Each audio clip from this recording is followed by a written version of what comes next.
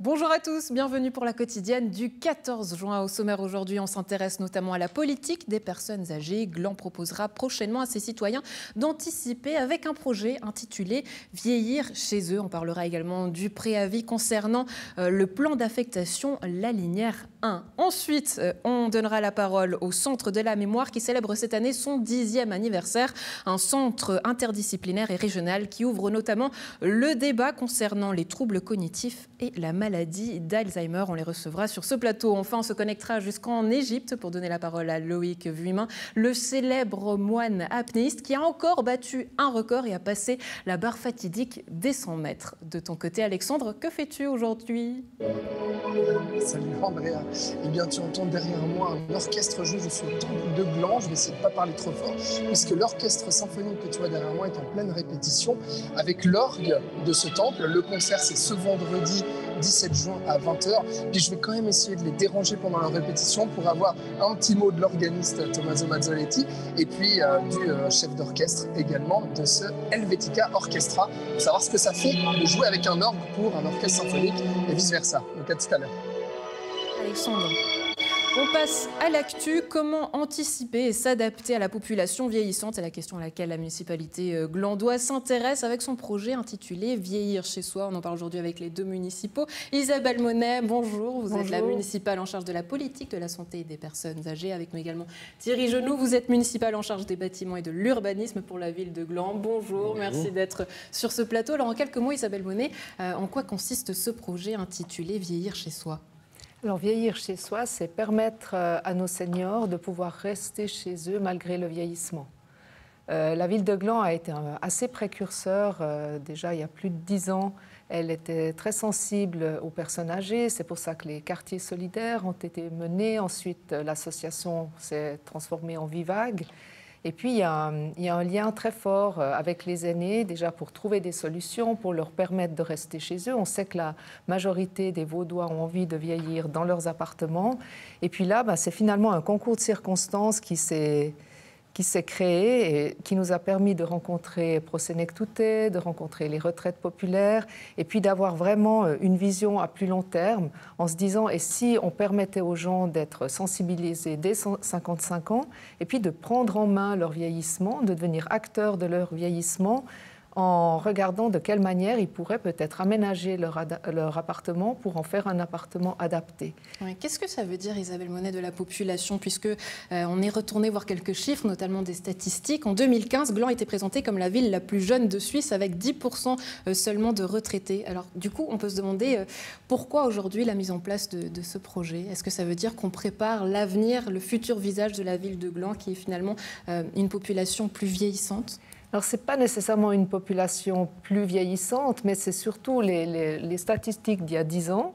Eh bien, si les gens avaient 55, maintenant, ils en ont 65. Ceux qui avaient 75 en ont 85. Et puis, dès qu'on arrive après les 80 ans, ça devient beaucoup plus complexe de pouvoir vivre chez soi. Donc, finalement, on a une population qui vieillit, ça c'est sûr. Des gens qui vieillissent on espère plutôt en bonne santé, mais il y a quand même des situations complexes. On a aussi moins de personnes pour s'occuper. Par exemple, les familles, les proches aidants, elles sont souvent aussi occupées par leur travail. Elles ne peuvent plus peut-être mettre autant de temps pour gérer leurs parents. Alors, je pense que c'est important d'imaginer le futur. Et les dernières statistiques montraient qu'en 2040, il y aura un Vaudois sur 5 qui aura 65 ans et plus. Donc là, tout le canton va être touché. Donc c'est vraiment une vision à assez long terme. Oui, un projet qui réunit plusieurs acteurs. Vous en avez cité quelques-uns. Prosenectute, également retraite populaire.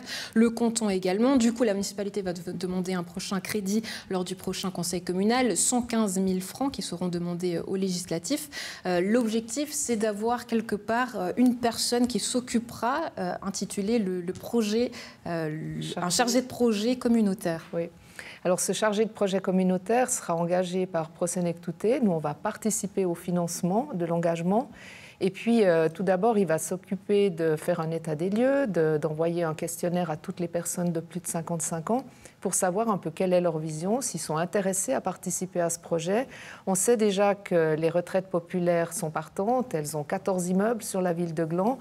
Et du coup, ce chargé de projet va aussi devoir aller vers les autres régies si tout d'un coup il y a des habitants qui sont intéressés à faire cette démarche. Donc mais on ne se focalise pas uniquement sur ces 14 immeubles de retraite populaire. Ça c'est vraiment le départ, mais sur les 2 ans où le travail va être mis en place, il y a une partie qui va être dévolue à la rencontre des autres régies et puis aussi peut-être des habitants propriétaires, parce que certains se disent mais je suis propriétaire de mon appartement, mais j'aimerais aussi rester le plus longtemps possible.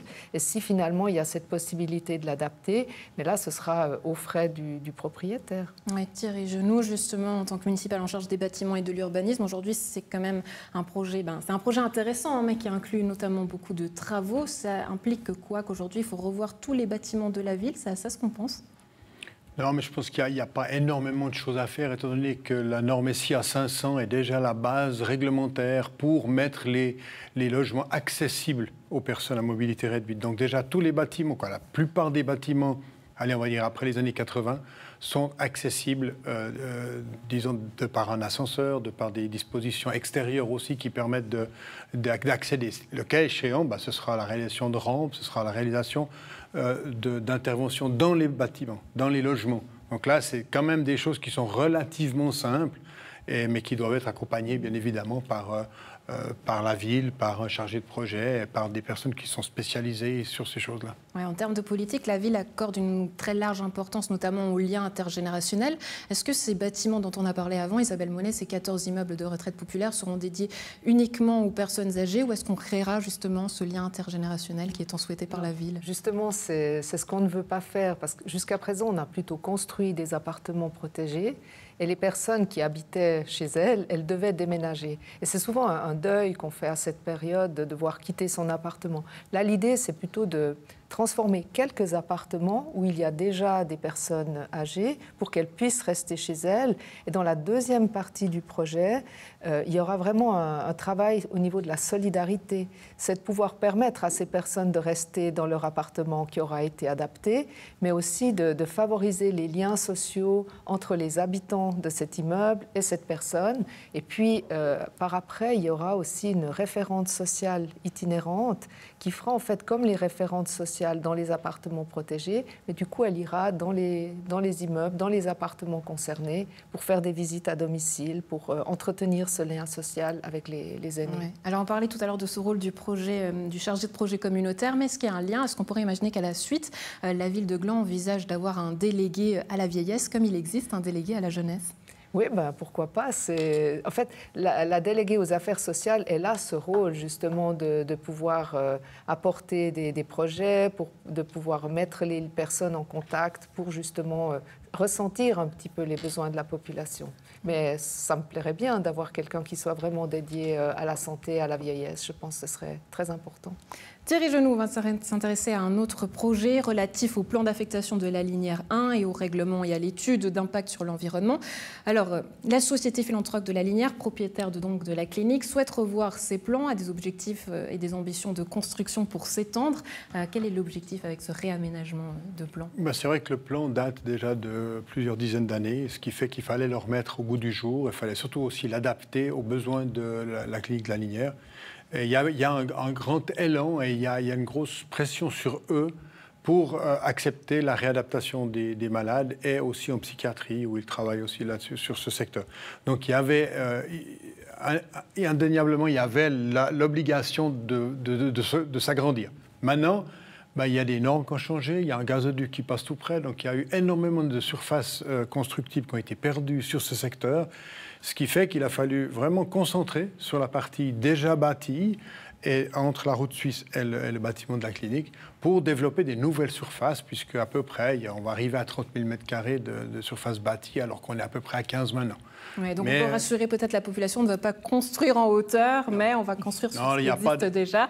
Ça fait sourire Isabelle Monet, on sait pourquoi. Mais pour revenir plus sérieusement sur ce projet, c'est vrai que c'est un plan d'affectation qui a fait l'objet d'une étude sur l'impact sur l'environnement, puisqu'il y avait des choses à préserver, des normes très strictes qui sont données notamment par le canton.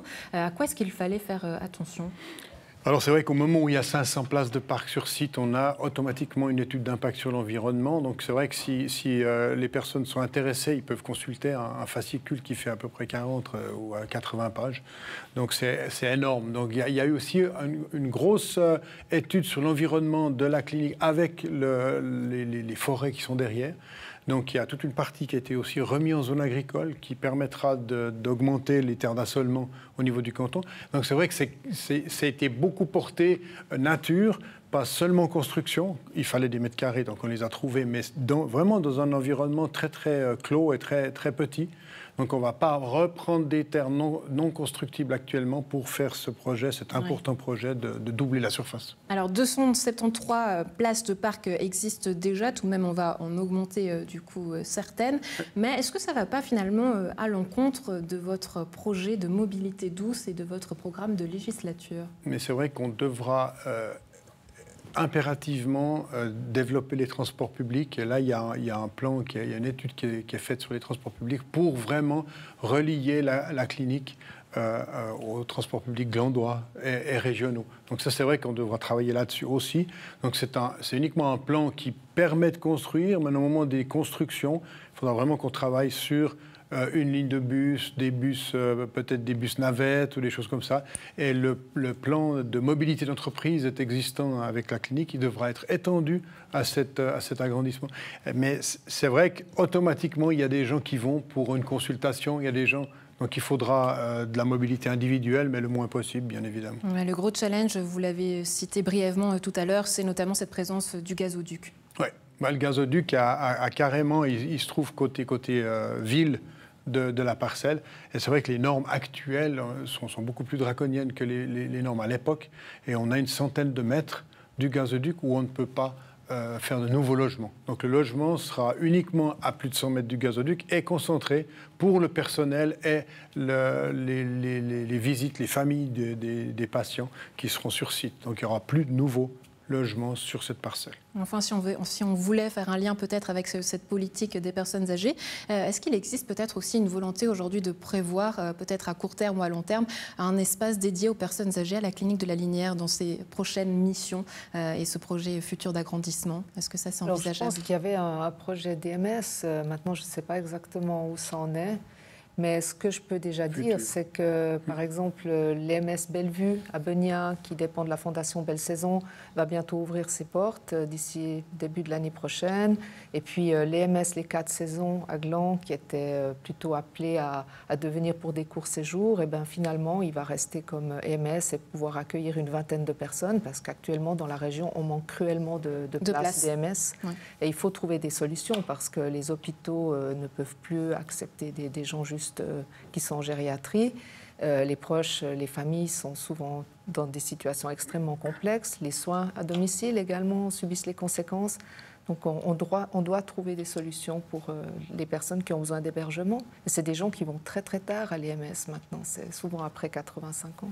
D'où le projet justement Vieillir chez soi. Isabelle Monet, Thierry Genoux, merci beaucoup d'avoir été avec nous. Avant de vous laisser partir, Isabelle Monet, un lieu que vous connaissez bien, c'est le Temple de Gland. J'imagine qu'on vous verra au concert. Oui. Ouais, ce sera ce week-end, Alexandre. Alors, comment vont ces répétitions? Dis-nous tout. Voilà, comme ça, on peut parler un petit peu avec Tommaso donc, de ce concert qui a lieu vendredi avec cet orchestre symphonique qu'on voit derrière. J'irai parler au chef d'orchestre aussi. Mais Tommaso, qu'est-ce que ça change pour un organiste de jouer avec un orchestre symphonique comme ça? Et ça change tout parce que normalement, on est habitué à jouer tout seul avec des grands instruments. Mais là, il faut être souple, ça veut dire l'orgue, il va mixer ses sonorités magnifiques avec celles d'un orchestre. Et donc, c'est franchement, à mon avis, mieux. Ouais. C'est hyper beau, c'est très classe, mais aussi un peu plus difficile pour l'organiste parce que, voilà. Ça demande quoi de supplémentaire, justement? On n'est plus seul, donc on est forcé de suivre le chef d'orchestre. Mais un peu, ça nous permet d'interpréter un répertoire qui est magnifique. Ouais. Parlez-nous un petit peu justement de cet orchestre, le Helvetica Orchestra, qui sera donc avec vous ce vendredi au Temple de Gland. Qu'est-ce qu'il a de particulier et puis qu'est-ce que vous allez nous présenter surtout? Alors, ce projet est né grâce à la commune de Gland. on va répéter ces 2 jours, mardi et mercredi. Jeudi, il y aura une journée de enregistrement d'un CD qui sera publié par Brilliant Classic, qui est un label de musique classique hollandais et sera distribué partout dans le monde. Ouais. C'est un projet aussi assez prestigieux. Et après, vendredi, on proposera les mêmes programmes. Vendredi à 20h, les mêmes programmes, ça veut dire les concertos de Poulenc. Oui. C'est les concertos avec la L majuscule pour orgue et orchestre. D'accord. Une pièce inédite de Joseph Jongel, qui est un compositeur de la Belgique. C'est une pièce que j'ai découverte à Bruxelles. Donc, Oui. ça sera une première suisse. Et pour terminer, des concertos pour orgue et orchestre de Marco Enrico Bossi. Marco Enrico Bossi était un des plus grands compositeurs pour orgue italien. Ouais. Et le grand-père du facteur d'orgue Vegetzi Bossi, il était cousin de ces compositeurs. Ah, d'accord. Donc, ils ont travaillé beaucoup ensemble dans les siècles, cette famille d'organistes et des facteurs d'orgue. Et donc, c'est cet orchestre symphonique qui va interpréter tout ça ce vendredi. Et donc là, ils sont là, donc, dès aujourd'hui, mardi, jusqu'à vendredi, pour répéter ici avec vous. Tommaso, je vais vous laisser retourner à votre orgue. Et puis, je vais aller peut-être déranger le chef d'orchestre. Merci, Tommaso. Alors, voilà, Andrea, je vais essayer de approcher. Voilà, je vais déranger l'orchestre. Voilà. Ok, merci beaucoup. Merci, désolé. Bonjour, Bonjour. Merci beaucoup Merci. déjà de stopper l'orchestre. Merci, mesdames, messieurs, de nous accueillir ici au Temple de Gland. Alors, il y a combien de musiciens avec vous? Alors là, je crois qu'on est à peu près une vingtaine, un peu plus qu'une vingtaine. Ouais. Voilà. Et ce projet, alors, c'est quoi concrètement, ce CD, ce concert vendredi? Alors, ce concert, donc déjà, c'est un projet magnifique qui a été initié par Tommaso pour l'inauguration en fait de l'orgue de Gland. Donc, c'est vraiment un projet incroyable parce que déjà, on a la chance de pouvoir avoir réuni un orchestre en très très peu de temps, il faut le dire aussi, et qui a voulu accepter de jouer ce répertoire magnifique. Et je crois que déjà, il faut vraiment remercier Tommaso d'avoir proposé cette chose-là, et puis la ville de Gland, évidemment, d'avoir bien voulu en fait aider à la construction de cet orgue. Et qu'est-ce que ça change alors pour un chef d'orchestre d'à la fois gérer un orchestre symphonique et un orgue? Alors, ça change pas mal de choses parce qu'un orchestre symphonique, ils ont en fait leur propre manière de jouer. Et c'est vrai qu'ils n'ont pas forcément l'habitude de jouer avec un orgue. C'est vraiment quelque chose de nouveau, je pense, pour beaucoup d'entre nous, de faire ça. Moi-même, en fait, c'est la première fois que je vais diriger en fait un orgue. Et tel que j'entends en fait la chose, il faut vraiment qu'on s'adapte et puis qu'on essaye vraiment d'écouter ce que lui arrive à produire comme son. Et voilà, en fait, on recherche la qualité sonore. Ça, c'est notre premier souci. Et c'est ça qu'on essaie de faire avec les musiciens aujourd'hui. Alors, voilà. Est-ce que je peux vous demander de me faire un petit extrait? Oui, bien sûr. Merci beaucoup et très bonne journée. Et puis bonne répétition tout au long de ces jours. Merci. Andrea, je vais te tourner la caméra quand même pour que tu entendes cet orchestre. OK. Beginning of the third movement, please. Beginning of third movement.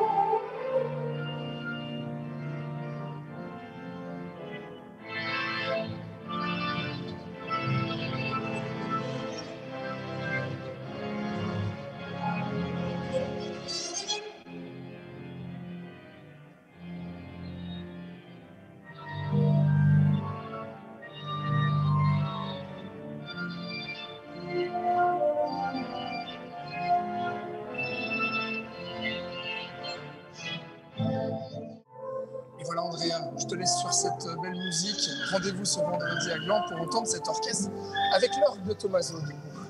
Ouais, Alexandre, avec tous les cours de musique que tu prends, bientôt tu vas nous jouer la symphonie de Beethoven en live sur NRTV. On se réjouit de voir ça. Bonne journée à toi, Alexandre.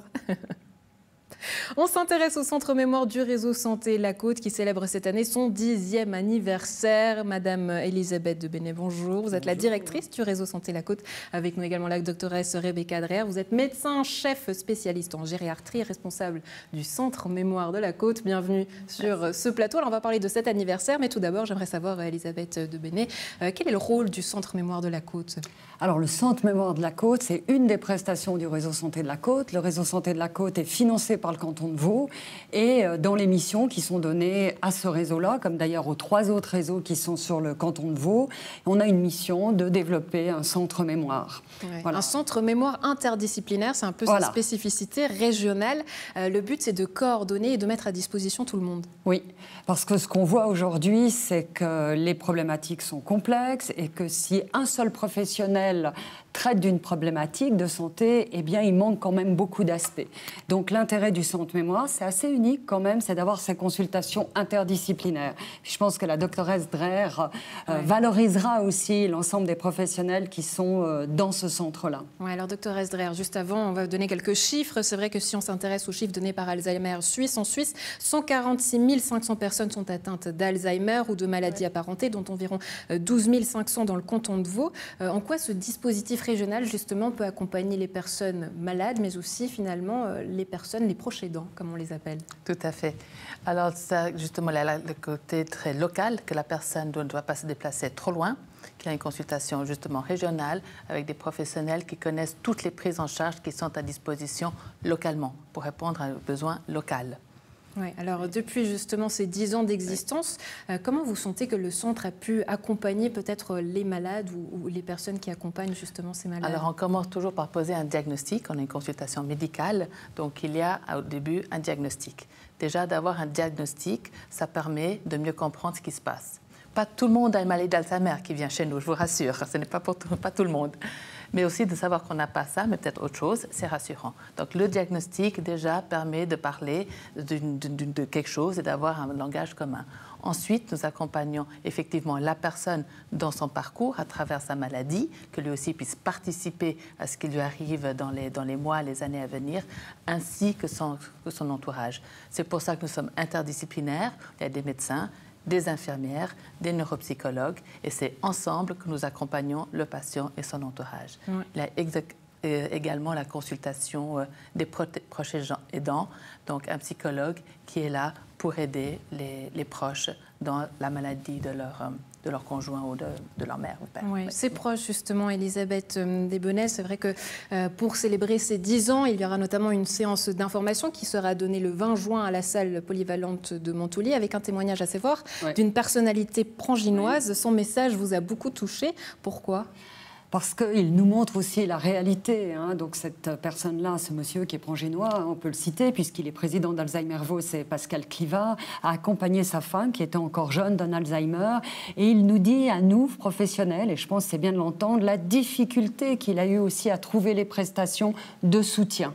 Et avec des témoignages comme ça, je pense que ça nous remet en question professionnelle. Et nous, en tant que réseau, ce qu'on a voulu faire, c'est au-delà d'une information sur la consultation, puis de l'intervention du docteur Rouault, c'est de permettre à tous les prestataires qui aident aussi les proches aidants dans des situations comme ça, d'être présents. C'est pour ça qu'on aura les centres d'accueil temporaires qui seront présents, la Fondation aussi de la Côte. Vraiment, notre but pour nous, c'est que la population qui va se rendre à cette manifestation puisse se rendre compte et poser des questions à ces différents professionnels qui offrent du soutien pour les proches aidants. Oui, avec le message clé, vous l'aurez compris, osez consulter tôt. Ces professionnels sont à disposition, notamment le 20 juin à la salle polyvalente de Montaulier, avec la belle affiche qui est là pour les 10 ans du Centre Mémoire La Côte. Mesdames, merci beaucoup d'avoir été avec nous. Une excellente journée à vous. À très bientôt. Les inscriptions sont toujours ouvertes. Les inscriptions sont ouvertes. Il suffit d'aller sur le site internet. Merci Elisabeth de préciser. Très belle journée à vous. Merci beaucoup. Merci. On passe au sport. Il l'a fait. L'apnéiste Loïc Vumain a franchi le cap hautement symbolique des 100 mètres de profondeur en nage libre. On se connecte tout de suite au Trélésien en direct depuis l'Égypte. Loïc, bonjour, comment ça va? Bonjour. Ouais. Ça va très bien. Il fait une chaleur d'enfer ici en Égypte. Ouais, on est à combien? 42, 50? Non, ça c'est les chiffres qu'ils donnent à la télé. En vrai, je crois qu'on est plutôt vers les 50 degrés. Ah ouais, sinon on n'ose pas dire. Bon d'accord, c'est autre chose. Parce que nous, on parle aussi de canicule en Suisse, mais bon, on est des petits joueurs. Loïc, déjà félicitations puisque vous avez rajouté encore un record à vos exploits. 17e record, vous avez franchi cette barre fatidique des 100 mètres en nage libre. Je crois que ça a été difficile, beaucoup d'entraînement, 3 mois d'entraînement. Vous avez notamment perdu 10 kilos, mais on voit quelques images là justement. Vous étiez dans quel état d'esprit ce jour-là ? J'étais résolu à ne pas avoir peur. Quand on s'apprête à faire le plongeon à 100 mètres, il y a un petit peu toute la carrière d'apnéiste qui vient se concentrer en un seul moment. Et il faut rester très, très concentré. C'est un exercice très facile, mais en même temps très difficile. Donc il faut être exact et j'étais content, ça l'a fait. Mais j'étais résolu à ne pas avoir peur. Ouais, vous étiez résolu à ne pas avoir peur. Pourtant, ça a été compliqué. Je crois que vous vous êtes même évanoui plusieurs fois sous l'eau. Qu'est-ce qui était difficile justement au niveau mental pour ce défi-là? Bon, en fait, pendant les entraînements, j'ai eu des soucis. Je ne me suis pas évanoui dans l'eau ni rien du tout. Mais pendant les entraînements, j'ai eu des blocages mentaux. C'est futile, pourquoi je fais ça, ça ne rapporte rien, pas que de partager un moment avec vous à la télé. Et en fait, j'ai commencé à douter. En plus, le premier jour de la compétition, j'ai essayé de m'échapper un petit peu et puis de tenter un record dans une autre discipline qui s'est soldée par un échec énorme. Et de reprendre le dessus pour aller chercher de nouveau ce record à 100 mètres. Ça c'était impressionnant, c'était beaucoup de travail mental et effectivement énormément d'entraînement physique parce que descendre c'est une chose, mais il faut remonter aussi. Oui, alors c'est vrai que je parlais tout à l'heure de ces 3 mois d'entraînement. Vous n'en êtes pas à votre coup d'essai. Vous avez battu 16 records, là c'est le 17e. Est-ce qu'aujourd'hui, on peut dire, Loïc Vuillemin, que vous avez atteint la limite? Est-ce que vous le voyez comme ça ou est-ce que vous souhaitez toujours aller plus loin? J'ai toujours plein de projets. Alors, il y a des projets pour repousser un petit peu les limites de l'apnée, mais plutôt pour qu'elle se démocratise en Suisse. Que les autres apnéistes suisses sont plus prêts à faire la compétition. Et puis à titre individuel, oui, j'ai encore des envies d'aller plus profond, mais dans d'autres disciplines qui ne seront pas en compétition. Mais ça va nécessiter des finances, discussions, organisation. Pour le moment, je vais participer au championnat suisse et puis avec un peu de chance, je serai sélectionné pour les championnats du monde. Et la saison prochaine, on verra pour aller plus profond.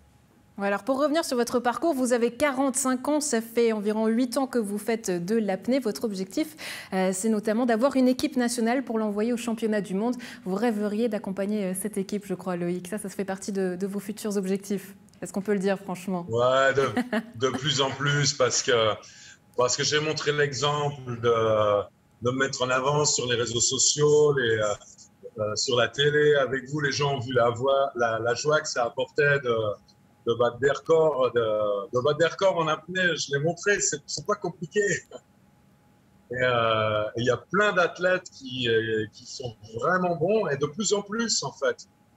Et ouais, je rêverais de ça, qu'on soit avec nos beaux t-shirts suisses et qu'on puisse représenter l'apnée nationale à l'étranger, parce qu'on a des endroits magnifiques pour plonger, le lac Clément, le lac de Neuchâtel, tous les lacs alpins. Et vraiment, l'apnée suisse mérite d'être mis en avant, que ça soit pour le tourisme intérieur, mais aussi pour la compétition internationale. Ouais, enfin, pour qu'on puisse terminer avec quelque chose. Hein. Oui, c'est vrai, ça donne envie. En tout cas, il y a de quoi faire, comme vous dites, aussi dans notre région. Mais quand on voit ces belles images, Loïc, il me manque un peu de sensations parce que j'arrive pas à me rendre compte de quel effet ça fait quand on est à plus de 100 mètres sous l'eau. Est-ce que vous pouvez un petit peu nous raconter vos sensations sous l'eau? J'imagine qu'il fait très froid déjà.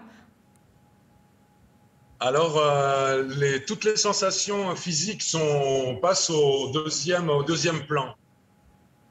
C'est plus que des informations.